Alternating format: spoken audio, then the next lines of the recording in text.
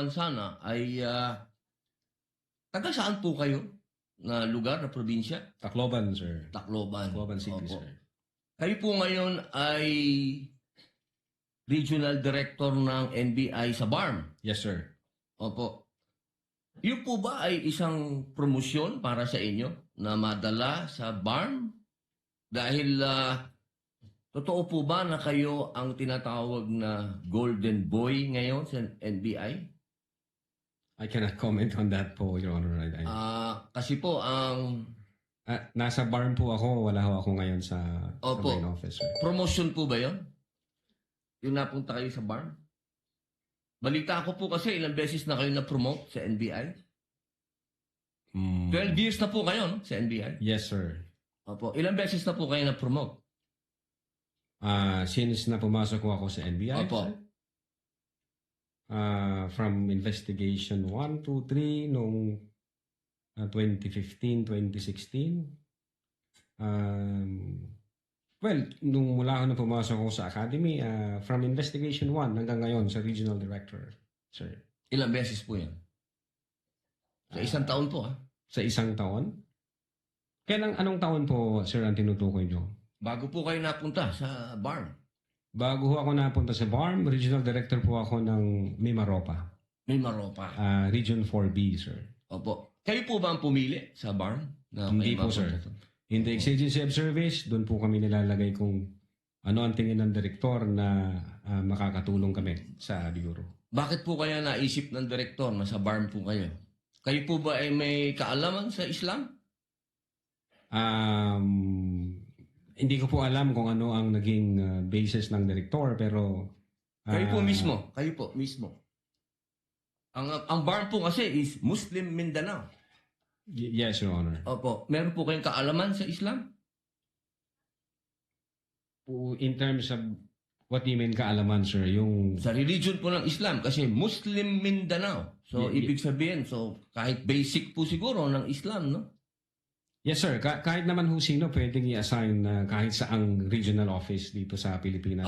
Di ba po parang Regional autonomy ang autonomous region ng Muslim Mindanao. So, kailangan man siguro kahit paano meron kayong kaalaman sa Islam. Konti siguro, sir. Ano po yung konti na yan? Well, isa po akong Kristiyano at hindi ko ho malalaman yung kabuuan ng Siguro po dapat meron kayong basic din na knowledge ng Islam. Ano?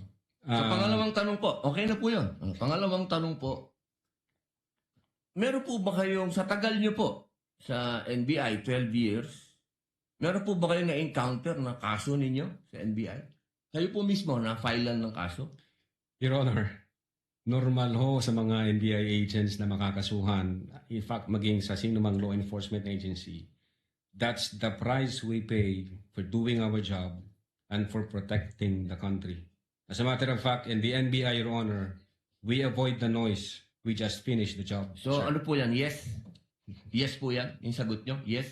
Normal ho yan yun sa amin. So, yes po. Attorney Loto, kindly answer the question. Yes, sir. Oh, yes. Ano pong, pwede po bang malaman kung ano pong mga naikaso sa inyo? Well, wala ho pa akong natanggap na official case galing sa ombudsman, pero may nakita na ho akong complaint na binigay sa akin from NBI. Hindi ko na humaalala yung sa case na yan. Pero nung chinek po namin yung case na yan, Your Honor, sabi ko doon sa mga kasama ko, tingnan nyo nga yung validity at authenticity ng case na to. Pinuntahan ho namin yung nagnotaryo, I think meron Makati po, ano? Court yun. Oh. Yung Makati Court, nag-issue ho ng certification na fake yung notary. Diyan sa reklamo na yan. So sabi ko, huwag nyo nang pansinin, marami tayong trabaho. Kung fake yung notaryo na yan, mere scrap of paper yan. Huwag na nating pansinin. Although, nag-aantay po ako, Your Honor, na mag-notify sa akin ng OMB kasi sasagutin po namin na eto ho ang nakaalap namin, may dalawang Chinese na nagreklamo, chinek ho namin doon sa BI, yung dalawang Chinese na yan, I think 9 months nang overstay at pinaghahanap din ng... Ano pong kaso po Bureau of yung Immigration. ipinatong sa inyo? Anong kaso? Hindi ko maalala, Your Honor.